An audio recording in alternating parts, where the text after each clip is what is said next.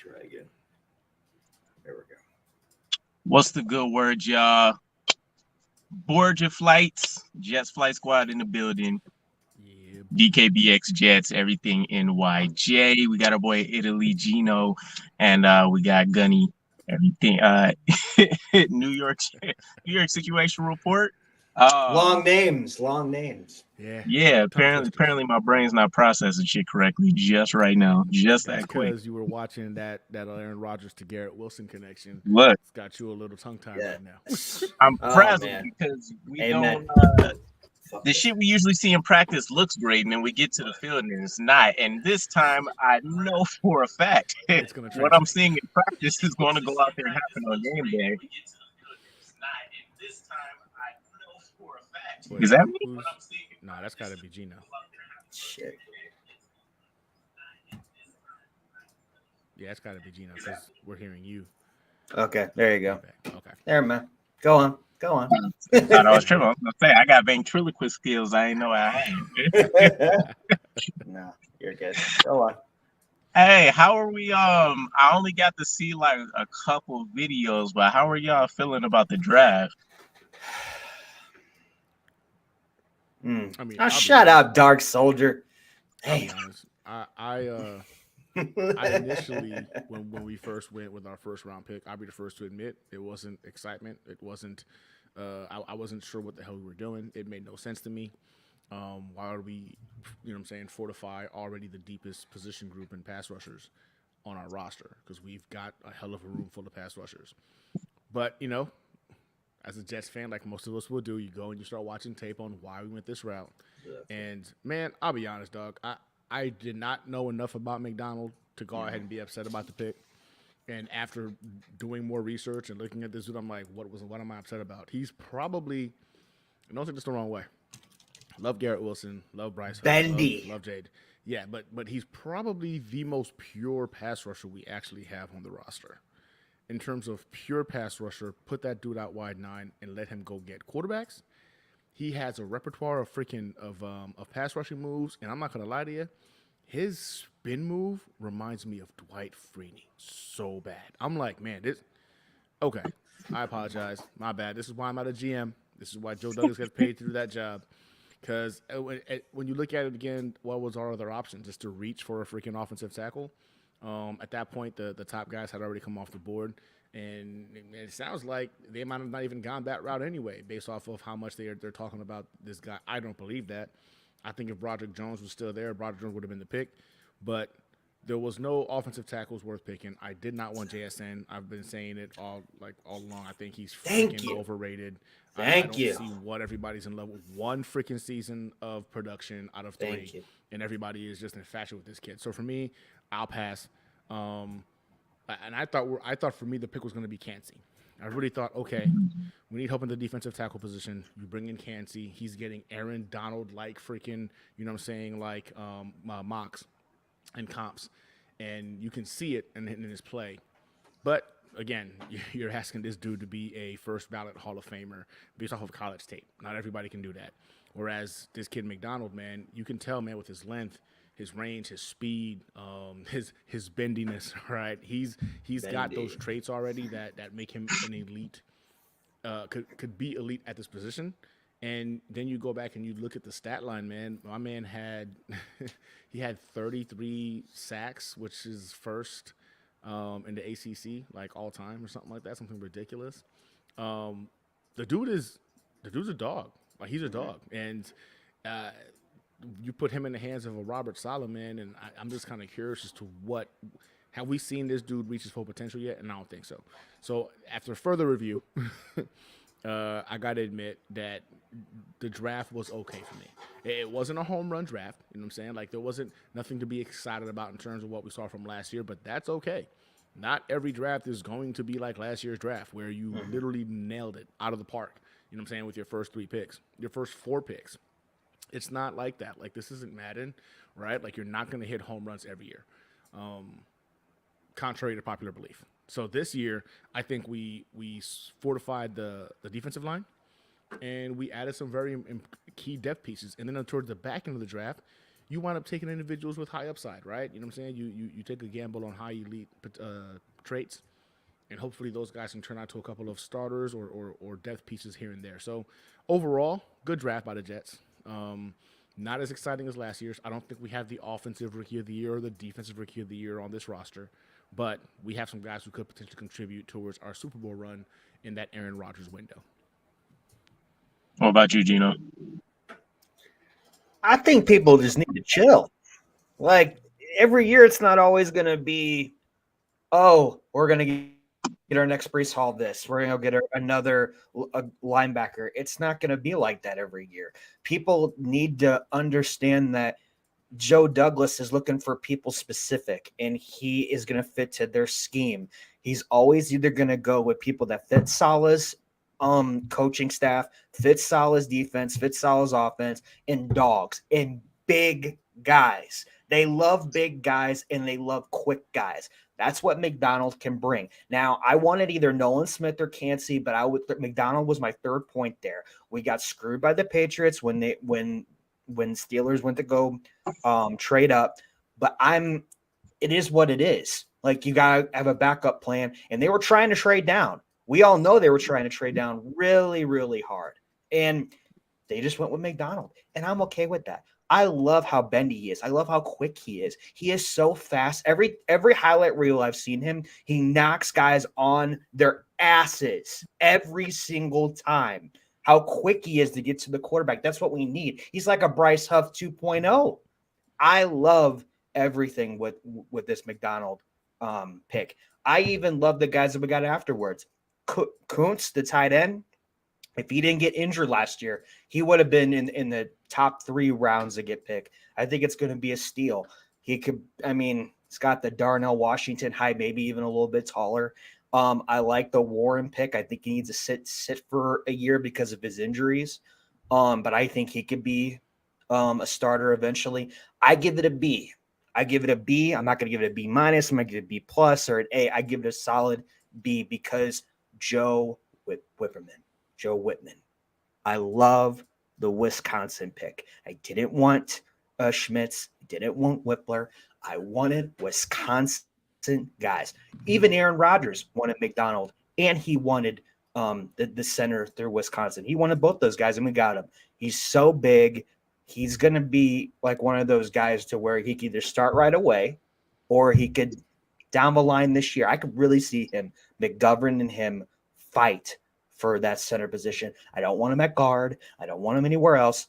Give me that center position because even Mangold is pumped about this. And whenever I see a Mangold tweet come out, I am all over it. So that's how you know. I give this a B. For a point. I liked it in terms of us being smart with our pivot move because, obviously the NFL colluded against us. Not a mock draft in the world had 4 tackles coming off ahead of us. I was one of the guys that were higher on Darnell Wright than most others, but he gets picked. Would he go to the Browns at like 11 or something like that? So it was a lot of Steelers. Steelers took Broderick. Yeah, that's what I thought. Broderick Jones was there. Darnell, Yeah, they took Darnell Broderick Wright at 14. Isn't that Right. the tight end? No, Darnell Wright's the Tennessee Right. Darnell Washington. Right. My bad. Darnell Washington. Yeah. You're right. So there was a lot of moves that happened. And it was crazy on both sides, right? We're talking 2 running backs coming off before a lot of people predicted, the quarterbacks, and then you see some weird moves with people taking tackles that generally nobody expected them to. Obviously, the Patriots screwed us. So when you look at the board, I think Gunny hit it perfect. Are you going to reach for a tackle that you don't love in the first round and maybe doesn't even have all the traits that you love, right? We were looking at DeJuan Jones and I think DeJuan Jones and maybe like a Blake Freeland, if I can remember off the top of my head, is like the next best option. Way you go with the first round with those guys. Exactly. No way. So Not those even are close. guys that fit our system perfect or anything. With a guy like McDonald, when I dived into him, I loved his array of moves. Gino, you pointed out Nolan Smith being a guy that probably would have been a good fit too. He's super athletic as well. Definitely beats out Will McDonald in that area and, to certain degrees. But he doesn't have the pass rush array and the moves and the plan that Will McDonald does. And one of the best stats I love that I ended up finding out, Will McDonald had about 78 true pass rush opportunities, something like that.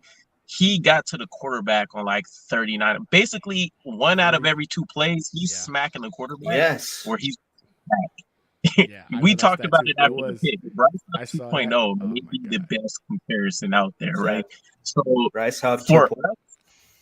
yeah, for us, when you think about it, everybody has the expectation in the building that we're going to be holding more leads. So that's automatically a win and a chip on the shoulder on everybody on the defensive line anyway. So not only does he get to help out right now, which a tackle reach wouldn't have done, but you look at it in the future, say if we do end up re-signing like a Bryce Huff as well, or if he ends up truly being his replacement, when you look at who's going to be in that Y9 alignment, ready to smack Josh, ready to get after Josh Allen, ready to get after Tua, who's already been crying about retirement, ready to get after Mac Jones or whoever they decide is going to be next for them. I don't see how you can't love the pick. Was it what everybody expected? No. But the way the rest of that second half of the first round went, I don't think anybody necessarily was head over heels about who they got. So I think we came out very well. Looking at it from that kind of perspective of things. I'm pretty sure we're all going to be on the same page with this as well. But, and Gino, I know you kind of kicked us off with a little bit. Thoughts on Joe Tippmann? Did you guys still have a preference of JMS or somebody else? Nah, for me, JMS wasn't even. No. It was for me. It was Whippler. I felt like Tippler was that dude. I thought he was tight center one. Exactly. And I had Tippmann and JMS like neck and neck at 2, but I like Tippmann's athleticism a little bit more, and he's younger. So that to me was what pushed him over the top. So when I saw the Tippmann pick, it was not upsetting to me at all. Again, I would have preferred Whippler because I just fell in love with the guy during my process of analyzing these linemen. But Tippler, but freaking Tippmann is nothing to sneeze at, like by any means. Like in terms of size, speed, strength combination, he's got, you know what I'm saying, he's got Whippler all day. Like there's no advantage. Yeah, I love the Tippmann pick, and I'm with Gino on this one. I know he can play guard, but I don't want him at guard. And honestly, I think he's our day one starter at center. I think the dude can do things McGovern just can't do. Like he's just not physically able to do. And when you got a guy like Aaron Rodgers, kind of like directing you where you want to go, and he gets a chance to now train with him in OTAs, in training camp. You know what I'm saying? I think that's going to go a long way in setting the tone as to. Aaron Rodgers gets to mold his own center as to how he wants things done. That's going to go a long way. So I love the Tippmann pick. Well, one guy that I think a lot of us, well, I know you mentioned him briefly, Gino, is that Coons kid, right? Tight end from Old Dominion. Yeah. I watched him on, what's that thing called? Breaking Out or whatever on YouTube. The whole little like mini documentary of him working out, getting ready for the freaking, getting ready for the draft process. Yeah, you can't help but like the kid, man. Like the kid. Then you look at his tape, dog. This guy has a catch radius of 10 feet. A 10-foot catch radius, bro. Like, you throw it within 10 feet, he has the ability and length to go get it. The boy's fast. He actually runs pretty crisp routes for a guy that freaking big. I don't understand. I mean, people are saying, like, he only dropped to that far down just because of the knee injury. But looking at all the stuff he did in the combine, the dude looks like he's 100% good to go. So I'm actually kind of surprised it was even a hindrance. But yeah, I'm actually starting to like him more and more the more I see him. And Kuntz potentially being an impact player day one. Blocking wise, he ain't going to be your typical blocking type. As big as he is, he doesn't. But my gosh, can you go ahead and catch some touchdowns? Like, who's going to guard a guy that's freaking 6'7" that literally has a 10-foot radius catching? He also runs a 4.5 40. At 250 pounds. What safety, what cornerback, what linebacker is going to be able to go ahead and slow that man down? So I'm excited to see him play as well. But yeah, in terms of Tippmann, yeah, we hit a home run there. I think that was probably the best pick of our draft. Yeah, Tippmann was my guy up until maybe that last week or two, and then I kind of jumped on the Whippler board where I'm like, all right, if he's going to be a master in this scheme, I can take that over a guy that might be a supreme athlete and maybe never reaches that top tier. But yeah, Joe Tippmann's my guy. He's one of the things we chatted about it when I was talking to the old Jet scout, Daniel Kelly. One of the things that we missed that we haven't necessarily been able to acquire for a while on the offensive line is that kind of physical, imposing presence. Joe Tippmann, it's going to be some defensive tackles out there that are going to be blindsided when he gets his hands on him and ragdolls him like Mekhi Becton would. And then you think about his ability to go out there and hit the second level, and there's not going to be linebackers that stand a chance. Safety is probably going to go ahead and hit the ground and make a business decision. So I absolutely love the move. I'm in the same boat. Day one starter, in my opinion. I don't even think it's close. I think if anything, we do the Bryce Hall, Sauce Gardner kind of competition where we do put it out there. You never know. We say he's ready. Maybe he takes a little bit more time. But I think ultimately he wins that out way before probably even the third preseason game. Make sure Aaron Rodgers and Tippmann can get very comfortable with each other, because Rodgers, the only issue I see is that I don't know what snapping the ball from a 6'6" center is going to look like for him necessarily. But outside of that, I'm so ready to see us attack the middle, which brings me up to I just covered him this morning. Probably my favorite guy out of the draft, and I love Zach Holmes too, but Israel Abanikanda. Thank you. That was my next point I was going to make. Thank you. Keep going, Banks. I just checked this dude out last night / this morning and dropped the video. Oh my God. 1,400 plus yards, 20 touchdowns. Woo! The man is built in the same mold of a Breece Hall, literally down to the traits and the body type. It's not at this, and you guys know we were talking about it during like the mock drafts and stuff. Sean Tucker, Chase Brown, this Israel guy wasn't even on my radar at that point. So I'm surprised that I had no idea who he was. But to know that you kind of have like not to disrespect him, but it's almost like a Kroger's brand or like a poor man's Breece Hall on the same roster. Great value brand, you know what I'm saying? Oh man, phenomenal value. A great value Breece Hall, another guy that can take any carry, any reception to the house with the quickness, still has the build to be able to go out there and rock with people in the middle of the offensive line and churn out some yardage. I'm so hyped to see what he does during preseason, because I covered it a little bit. I realistically see it being Breece Hall, Israel taking over the number 2, and Michael Carter essentially becoming the new Ty Johnson in the backfield for us, with Bam Knight doing whatever he's going to do with his carries. I'm so hyped to see what that dude does during preseason, because it's going to be filthy. Listen, you talk about a guy that just attacks space and attacks the hole like it's his last game ever.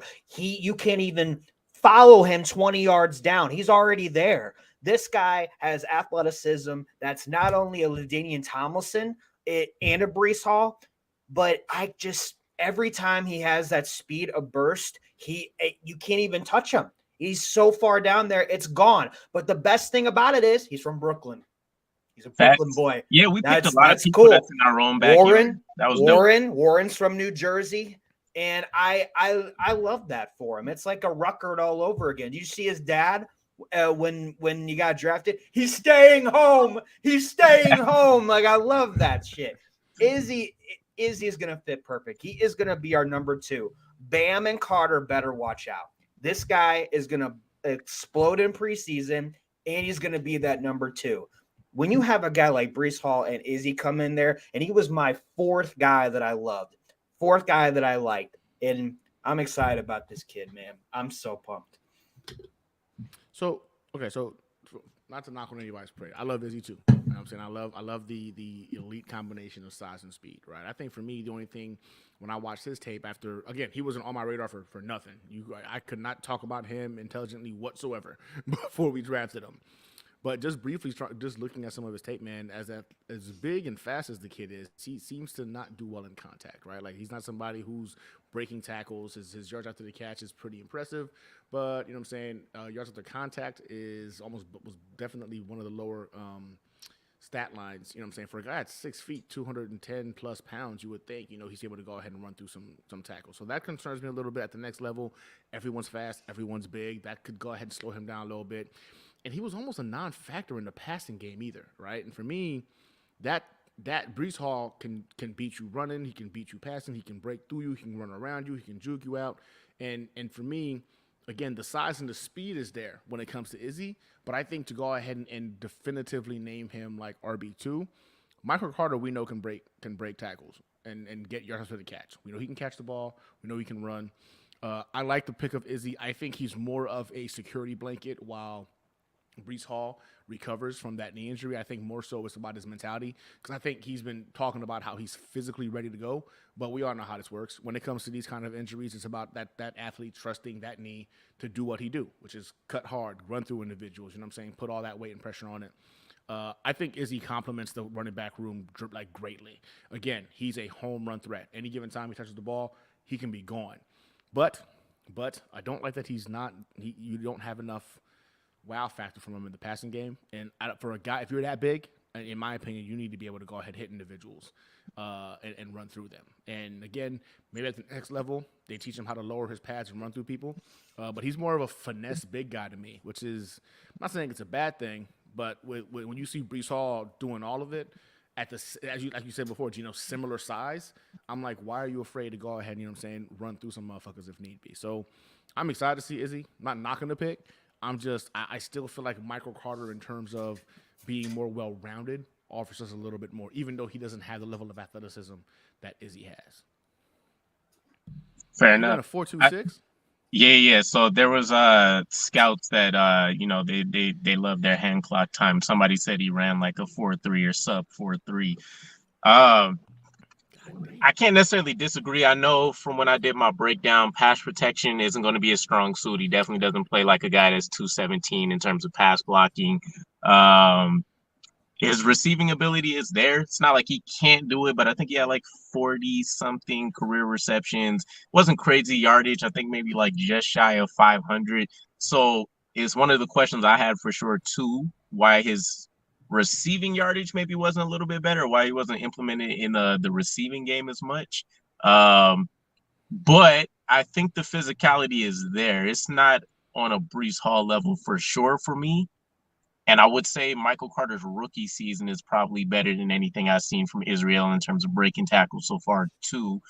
But I think there's a combination of a lot of issues with Pittsburgh too, because there was a lot of issues with the offensive line not being healthy, a lot of issues where he had to get creative with churning out as much yardage as he did. But I think I've seen enough flashes of him being able to get through a congested backfield.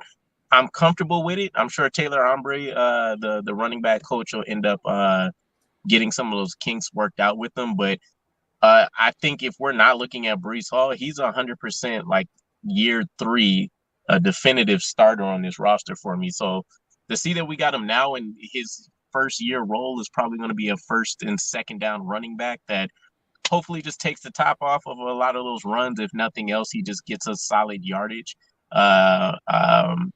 series by series. I'm cool with that. I don't think there was going to be, looking at who we missed out on, I don't think there's anybody I can definitively say like, all right, this guy would have been much better in the key areas we're going to look for in our offense. Knows he will be one of the running backs this season. He just had a bad year last season. Yeah, and it's iffy. I only stick with Israel being RB2 just because he has the better build, the better athletic traits and stuff that long term will fit. We have to keep in mind a lot of the stuff that we've seen in year 2 for Michael Carter, in my opinion. It's not nothing that's out of the blue. I didn't think it'd be as bad as it was, but the way he broke a lot of tackles and the elusiveness we saw last year, it was almost like a 60-40 split. Some of it, he was just shaking guys off. A lot of it, he was breaking tackles I didn't think he'd be able to break at the NFL level. So maybe it's kind of returning to, I forget how the phrase goes, but maybe it's just kind of returning to the norm for a guy like Michael Carter and what his build is. Smaller guy, powerful though. But he's more so the elusive guy in my eyes than a guy like Izzy's going to be. But yeah, 2 Pittsburgh guys, right? We have to wait until the 4th round, but we get our guy Warren Carter. Yeah. Warren Carter. Did you guys love the pick, or was there a different tackle that you guys would have preferred to have seen? I mean, I like the story. Wasn't thrilled with the injuries part, he hasn't played much in 2 years. So he's a big guy. I still think there's a lot of things that we need to see. I think he's got a potential to be that starter, though, down the line. Like, I'm not like immediately this year, but next year for sure. I think all the value's there. I think there's a lot of upside to him. I think it's a solid pick, but overall, he wasn't on my radar immediately. He was probably like my fifth guy that I wanted, maybe fourth, but I like the possibility with him, and I like eventually what he could be. For sure. Gunny? Yeah, this is when I was wondering why was DeJuan Jones not the guy, right? Why didn't we go for Thanos at this particular We point? missed him I just think- like a pick before we could have got him, right? Browns. No, no, He no, was the no. Browns. Carter. Yeah, I thought DeJuan Jones, like, we just barely missed out being able to get him like a pick ahead before. I don't know if it was this pick per se, because did DeJuan Jones go 5th round? DeJuan He went Jones fifth late. round. Okay, He so went late. DeJuan He Jones went late, like 5th, 6th round, right? So 5th round is Yeah, he even was worse late. then. So Carter we picked up in the 4th. DeJuan Jones went a pick before we selected in the 5th round. Correct. So I mean, I wasn't think too for high me- on him either, but on who? DeJuan Jones or Carter? both.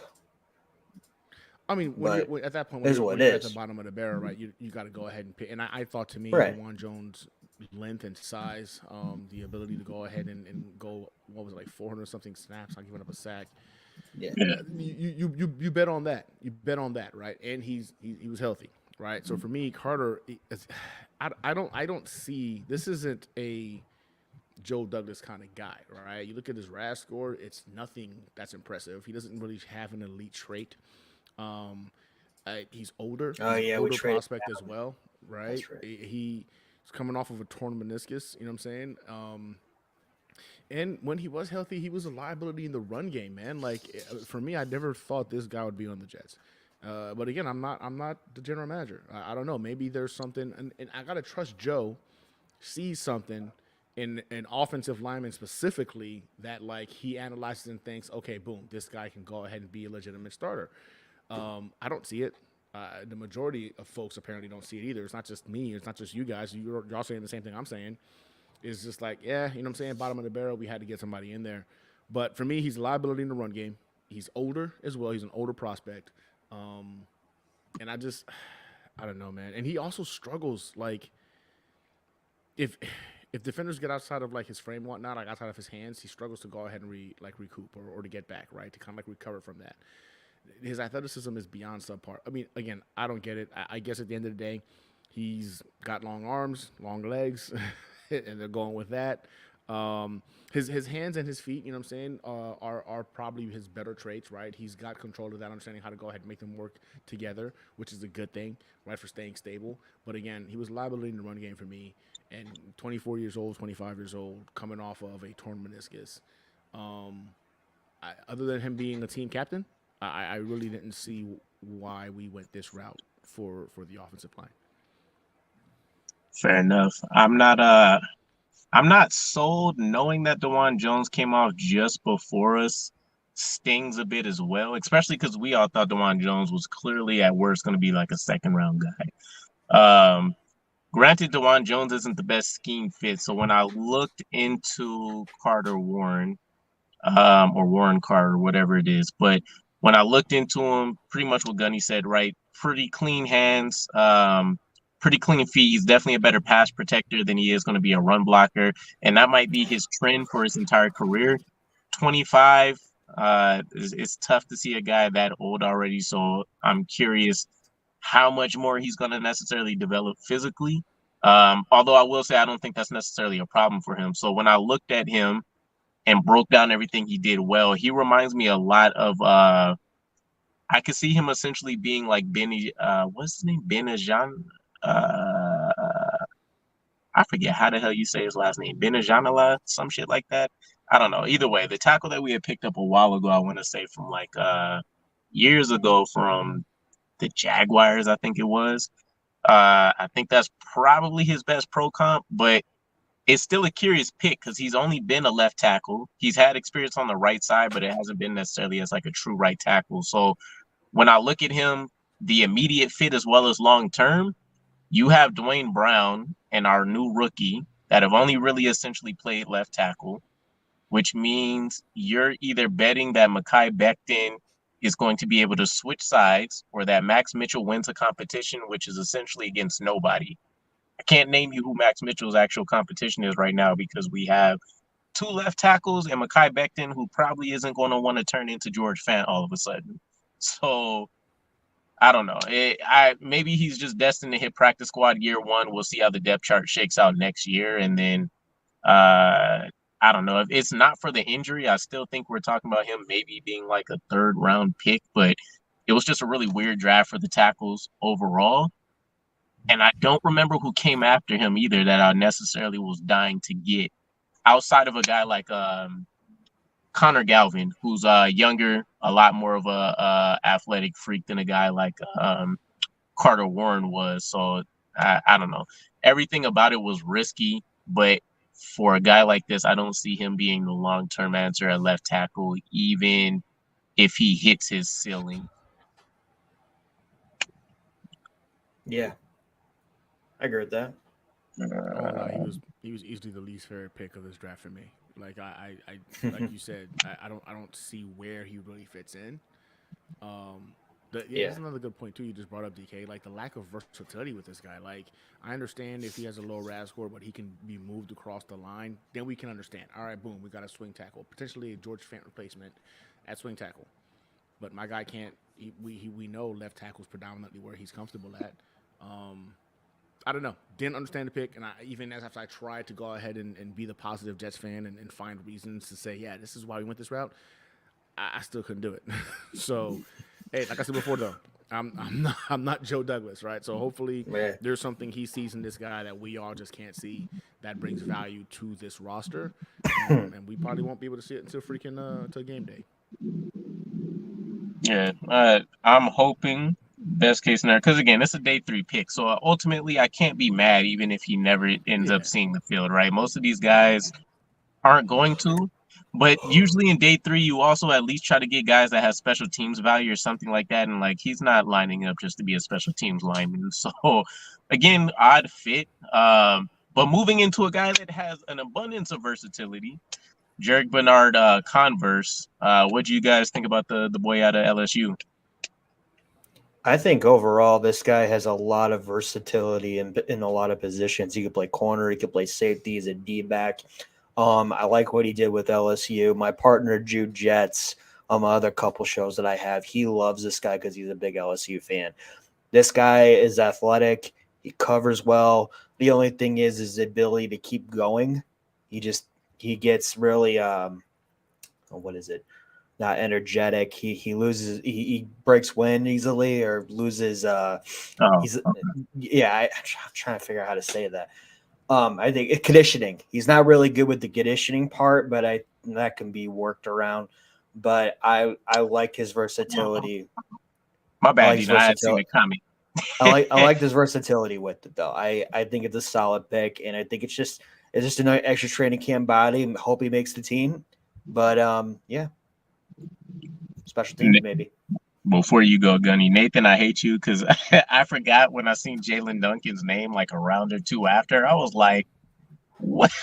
What? We missed on Jalen Duncan? We did. No, wait. Yeah, we did. Yeah, we did. Yeah, he came like a round or two after our guy, I'm pretty sure. And that, to me, would have made more sense. The Jalen Duncan was somebody that would have okay, boom, got it, right? That would have made more sense.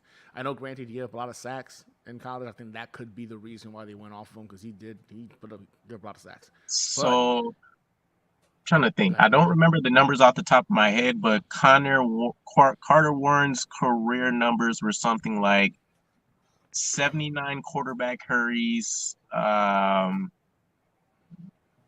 I want to say it was like 34 sacks. Something in that range. Either way, it was quite a bit. It was quite a bit. Right.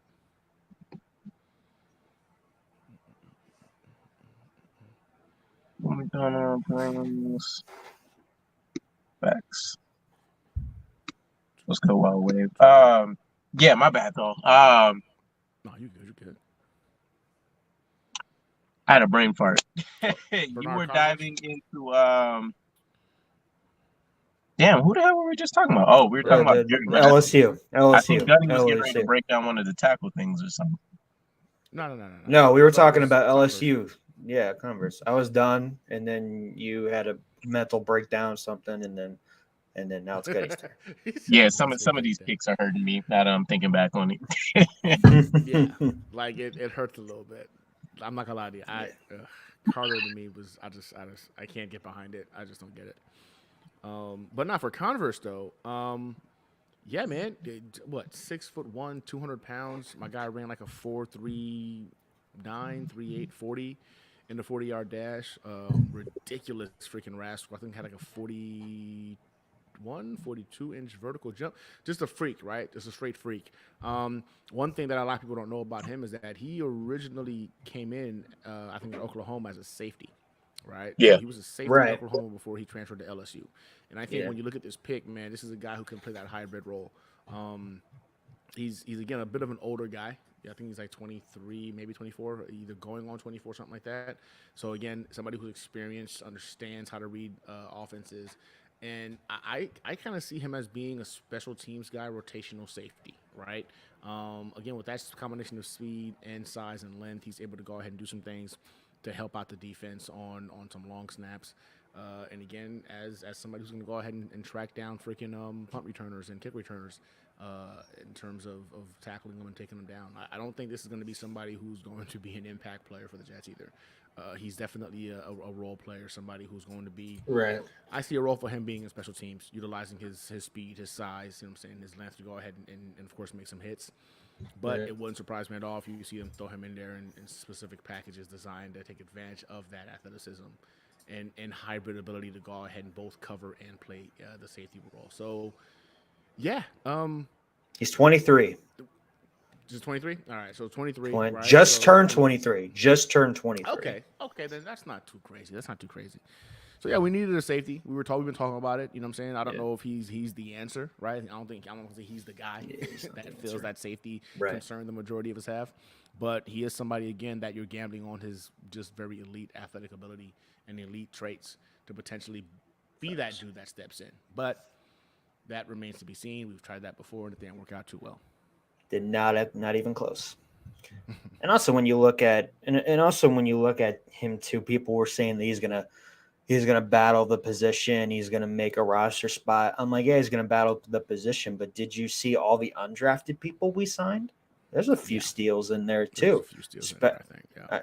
Dean, especially, that was my guy. He was my top 10 guy that I wanted. So I think it's going to be a lot of competition overall. See if we got him back here. All right, you back? You good? Yeah, my bad. I guess my phone doesn't like the summer heat in Vegas. It didn't feel hot to me, but yeah, I'm a little. My info on some of these, like the last three guys we picked, is a little light. I still haven't necessarily dived into them. I knew the basics that Gunny covered for Jarek already, Oklahoma safety, so I love that. I would have to assume that the game plan is he's going to kind of play. If we would have picked up a guy like what was the kid's name again? Not Jordan Battle. If we would have picked up a guy like Brian Branch, I'm assuming that's kind of the role that Jared's going to end up playing, right? Kind of that star position for whatever, the equal position would be in our defense. Because I don't think we've had a guy like that. Michael Carter's clearly the slot. Joyner and Whitehead were pretty much just interchanging between each position. And we didn't really have a combo safety last year. So unless they plan on trying to run more three safety formations, I would assume he's going to be the direct competition for Tony Adams for us, which I'm not mad at because athletically, he's exactly kind of what I pictured we were going to look at for safety anyways. If it wasn't a guy that was a freak at forcing turnovers, it was going to be somebody that just had all the athletic gifts and the explosion that they were looking for, and they'll try to coach up the technique like he said before. I am curious though, because did you guys hear this too? Because I seen it last night right before I was calling it a day, and then I think I saw the confirmation this morning. Did we pick up Trey Dean the second? Yeah, buddy. I Unsigned haven't. Unsigned. I haven't seen Unsigned that. Okay. draft pick. Oh, Yes. Yeah, From yeah. Florida. Who signed him? Gators. From the Gators. Yeah. Cool. So I mean, it's interesting. The safety position right now. My hope is that Tony Adams actually blossoms into something, so that it doesn't feel like a terrible decision by us to have let Jason Pinnock go and trust Tony Adams. Um, but we need the young bodies because I don't know if unless Whitehead really becomes the safety we thought we were getting, last year. I don't see him getting a contract extension from us. I don't see Ashton Davis sticking on the roster this year. I don't see Chuck Clark potentially staying with us. So it's like, what do you really have? Potentially Tony Adams as a starter, and then you have nothing behind him. So maybe Jarek ends up being the long-term strong safety, which is probably where he's better suited anyways. But I don't know. Just get me some quality guys that aren't going to cost us, joiners 20 yards per catch. No, we don't even have to think about that anymore. So, but what Chuck Clark though? No, you don't think he's going to stay here for a while? Well, nah, because you're already talking about a dude that's almost hitting age 30. So I mean, if he stays, it's definitely going to be that veteran presence role. But do they want to keep trying to go the route of having like a LaMarcus Joyner on the roster every year? I don't know. Seems to be the trend with us. Yeah. I don't know. Safety just kind of feels like one of those positions where you can get away with, having a full youth movement there, and you don't necessarily need a veteran leader. That'll come out of whoever's actually excelling in their role already. But you can trust a lot of the guys in front of you. The way we built out the team, you know that the cornerbacks are going to do their job. The front seven is going to apply the pressure. It's not. Granted, safety is one of the harder positions, like mentally on people, but it shouldn't be a whole lot of leeway for them to make mistakes if things go our way over the course of the season. So I don't know. Plus, again, us playing with more leads, teams having to force deep shots more often to try to play catch up. Like I'm not too worried about what the next year or two looks like for it. And our need right now is D tackle and maybe and getting Quan back, like Al Woods and Quan. So at safety position, I've come to the acceptance that we're not going to go after anybody else as of now. What do you say, Gunny? Sorry, I interrupted. I think for me though, like Chuck Clark is a strong safety, right? Yeah, Whitehead he is a strong safety. You know what I'm saying? Like that's where these guys typically play out. We don't really have a bona fide free safety on the team right now. You know what I'm saying? Somebody who's a bit quicker, a bit smaller, and I think that's where Jarrett comes in. Like if he's going to play a role, he's a fast guy, right? Like he's quicker, right? He's more agile. He can cover, and I think that's where we could potentially see him sliding into that particular role. Chuck Clark is, I think, 28, 29. How old is Whitehead? Is he up there too? Whitehead's 26, something like that. Okay, so he's younger. Right. He's younger. I got you. So, like in terms of the strong safety position, I think those two individuals kind of cancel each other out. I don't know if you want to put Chuck Clark in a role of playing free safety. We do need that quicker twitch individual that can go ahead and cover the traditional free safety route. And I think if Jarrett's going to go ahead and knock out a role for himself, that's going to be it. Because Whitehead is 26 years old, and he's going to turn 27. He just turned 26. So that's Whitehead. That's Whitehead. 29. I'm looking that up now. So for me, I think that's where like a guy like Jarrett can come in and like pretty much like, make a name for himself. Having the experience of having been a safety and then of course being a defensive back playing corner at LSU, like you have the ability. 28. Chuck Clark is 28 years old. He turned it in April. Okay, so he's just turned 28. So I feel like that free safety role is where, if we're being honest with ourselves, that Jarrett can potentially come in and decide like, okay, we don't have a real free safety on this freaking roster. I can do that shit. And if he wants to go ahead and put his nose in the books and go out there and take up that mantle, then by all means, do it. He has the traits to do it, but we just got to know if he can actually put it together on the field. And that's been the biggest thing for a lot of individuals with elite traits, i.e. a Zach Wilson, right? You can have all the elite traits in the world, but if you can't put it all together on the field, does it really freaking matter? Was he playing more of a free safety role at Oklahoma? I don't know. I want to say he played. No, he. If I'm being honest. No. He mostly played strong safety, but he did dabble in the free safety. But when he went to LSU, that's when he became complete one position. Yeah, now it's the full switch to cornerback. Yeah, I'm not diving Yeah, into him cornerback. until like tonight or tomorrow, so we'll see. But But when you think about it, it makes sense though, right? If a cornerback's job is to cover, right, and a safety's job is to he could put them together. Free safety seems like a natural transition. That's why I feel like for a guy like that who has the safety experience and now the cornerback experience, you mold it together, you might have yourself a prototypical free safety. But again, I think that's it's just harder us looking though. at. It's definitely a lot harder. Obviously I haven't played on the levels they're playing, but I've done the same switch. I started off as a cornerback, I moved to safety. It's different for them, and not everybody takes on to it because when you talk about depth wise, cornerbacks, mostly working within a 5 to like 15-ish, maybe 20-yard range, depending on like man versus zone coverage. And then moving them all the way to free safety, some guys can't process all the information that's in front of them all the time. It's just too much action. They have to come forward on a lot of the plays. Some people buckle at that that responsibility of being like the last line of defense. So I look at like one of the good examples I always point out is like Charles Woodson is kind of like the exception to the rule of a cornerback that can go out there and become a safety and be exception, even not exception. We don't even have to go that far, but being above average or like adequate enough, I think it's hard for people like that. So it'll be interesting. I would definitely still love to see Jarrett go out there and run with the safeties because what is he going to do in the cornerback room realistically year one? Yeah, nothing. Well, it's like one of these We've guys. got One of dogs in the these cornerback guys. room.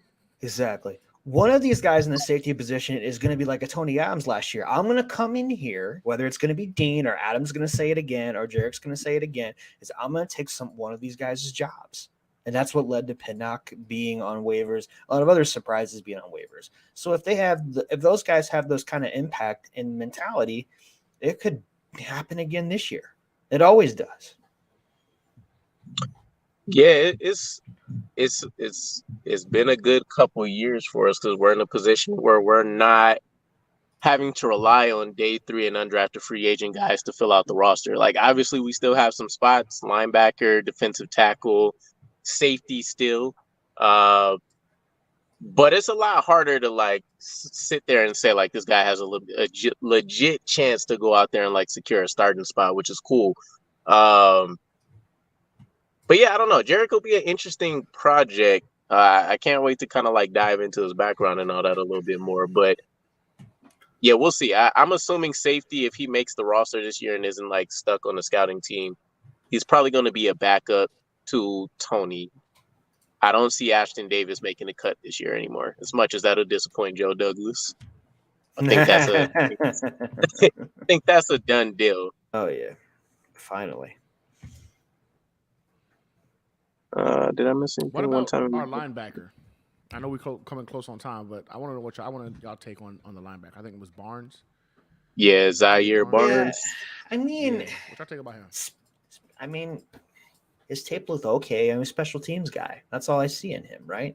I don't really see much that pops out. I mean, he's athletic as hell. He could tackle, but like, I just see him more as a special teams, just like Converse. These two guys were just kind of like, okay, special teams. Maybe they can take over a spot. That's all I see in this guy is special teams. Okay. What about you, DK?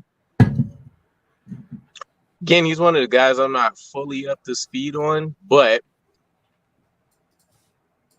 I don't know. We haven't seen Robert Saleh and Joe Douglas really dwell outside of the realm of what they want as a linebacker, right? Smaller guy, they have the speed, lateral agility, all that kind of stuff. When I did see Zaire Barnes, definitely a special teams contributor.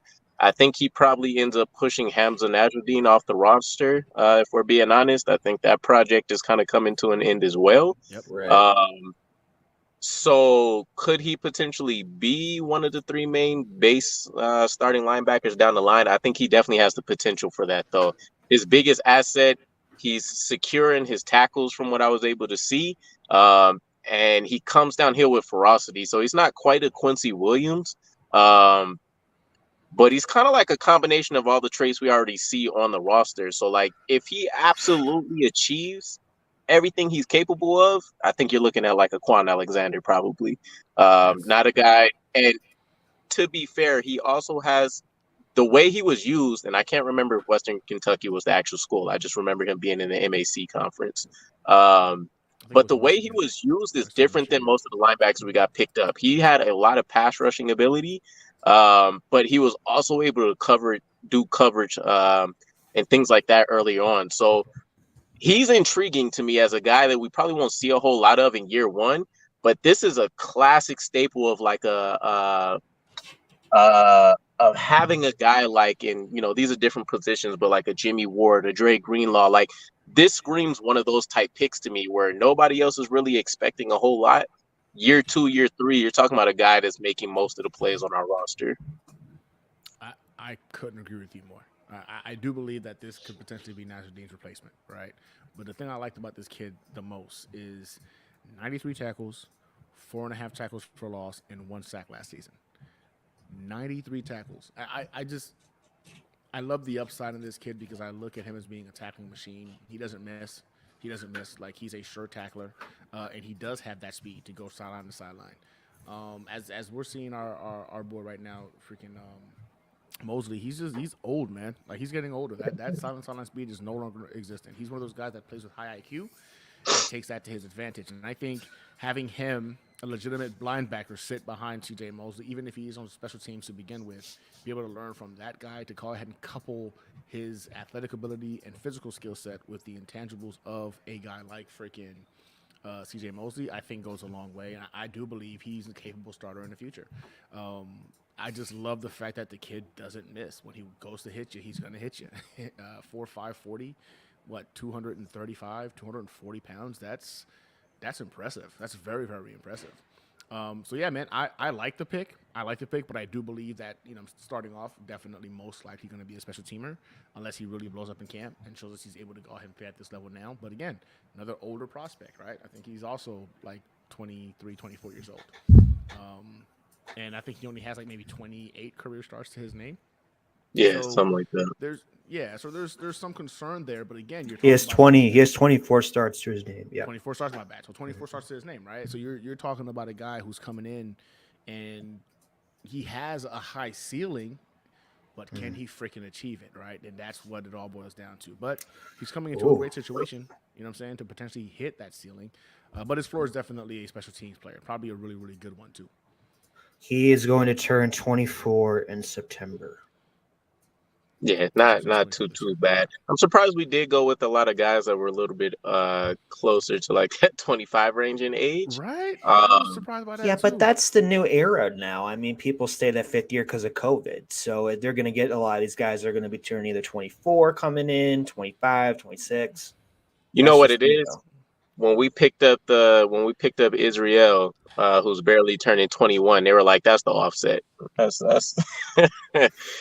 that's the equalizer right there." But yeah, I don't know. Zaire Barnes, the way I look at him right now, and again, I still got to dive into him, but I think he's probably the only prospect that we drafted that I don't think his floor and ceiling are necessarily too wide apart, if you know what I mean. Like, I know we're saying floor special teams player, but he seems like one of those guys that, like, if you did happen to push him out there for playing time, he's going to go out there and make things happen. I don't think we're talking about a liability. I just think we're talking about a guy that maybe doesn't have, a calling card right away in the NFL outside of being a sure tackler. Is he going to pop people and make big hits like a Quan right out the gate? Probably not. Is he going to go out there and understand how to impact, the passing lanes and stuff like that right away? Probably not, but I am very intrigued about how much his college asked him to do and the level that he was able to go out there and accomplish those at. So it's a solid pick for me for a guy that, again, I had no idea about heading into day 3, and I tried to brush up on a lot of the linebackers right before things kicked off. So Robert Saleh's familiar with him though. He's a MAC college, a MAC conference guy. So I mean, if he's going to go to that conference and pick a guy like this, then obviously he's Robert Sala's flavor, and that's the pivotal. I know a lot of us say we feel confident about people developing the edge, but I still think the linebackers is where we're going to see a lot of our success years down the line here. So I'm happy. Yeah, there's gonna be some big jumps in that position. I still feel like I want Quan back, but I think Sherm's gonna make a jump. I have confidence that Sherm is gonna not be a starter, but Sal likes to switch him in and out, right? Switches out everybody in and out on that defense. So I want Sherm to make a jump. Barnes, if he can be that guy, that's great. But we also sign a lot of drafted guys, so I think that'll be cool too. Yeah, we picked up a lot of dudes in undrafted free agency. All of them were like just about. They were like between 5'11" and like 6'1", all just over like 230 pounds. All were running like 4.2s. No, excuse me, 4.4s, which is crazy. 4.4s and 4 like 4 low, high 4.3s, 4.4s. Some freaks, just freaks. Yeah. So we got some stuff in the pipeline. I'm actually pretty excited about what's going to happen down there. It's gonna be interesting, so interesting. But I'm good wherever you guys are. So yeah. We can wrap it up here. This heat is like crushing my phone again. Guess I'm gonna be in the office from now on for these future videos.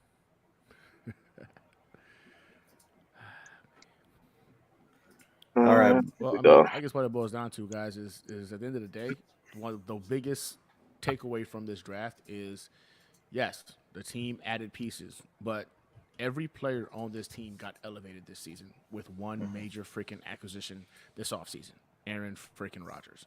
You get Aaron Rodgers, and now your defense can play with a lead. You get Aaron Rodgers, your offensive weapons can now take their game to another level that they wouldn't have been able to reach under Zach Wilson. You get Aaron Rodgers, his quick release now allows that offensive line to look significantly better when he's throwing the ball. There's just too many things to look at in regards to how much Aaron Rodgers got better. I mean, the team got better with the acquisition of Aaron Rodgers. So, yes, the draft, it's going to do its part. We added some components and pieces, but don't get it twisted. The New York Jets got significantly better this season because of one man, Aaron Rodgers. And that, in essence, it's A-plus offseason. A-plus offseason. I think overall, I agree with you, but I think it's still about building pieces too. And I think we're not done. I just can't see us being done with building pieces around everybody. But the fact that we did get one of the best quarterbacks of all time regarding his age, he's still looking really good out there. He's forming bonds. He's going to New York Knicks games. He's going to Ranger games. He's forming bonds that he hasn't done in a very long time with people. So it's so different to see this type of Aaron Rodgers, and it's different to see these types of players around him too. So as long as we continue to go forward with the mission that we have, just go get us a damn Super Bowl. Get us a ring. I just want another ring. And like Aaron Rodgers said, that one Lombardi we got looks awfully lonely. You know what I'm saying? It needs a friend. It does. It does need a friend. I need two. I need one here and one here. I need one here and one here. I'll take as many as Aaron Rodgers wants to give us. Hey, my dream scenario right now is he runs it back.